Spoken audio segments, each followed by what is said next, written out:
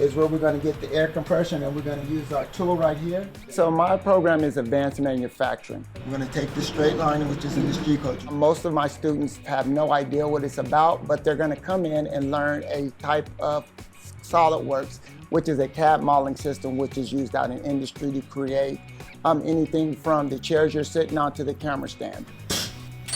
Okay. You want to create like some character from a video game or some manga or anime or anything, or you want to create like a replica of your dad? Sure, it might take a long time, but you can do that. It's really fun to collaborate and brainstorm ideas together, you know, and I mean the design part is really fun as well. It's anime, so it's a character here that can use firepower. And a lot of people do not know how involved in some of the technical stuff and how hard these students work to produce some of the products they produce. When I started, it wasn't my favorite class, but right now it's my favorite class because I was confused about everything when I started this class, and I was asking my teacher like to help me.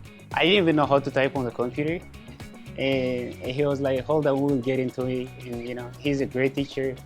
Today was a pretty good time, as even though we were really mostly the only diversified group there and the only minorities, it was still very fun. That diversity in itself should speak volumes to anybody that wants to know about this school and what we do at this program. we found the Y value and the X value and the Z value as well. I will put any of my students in my program against anybody. Like I mentioned everything about this class when I applied for that school. I've been accepted for CU Boulder with full ride scholarship. When I see them succeed, I succeed because I know they're enjoying the program.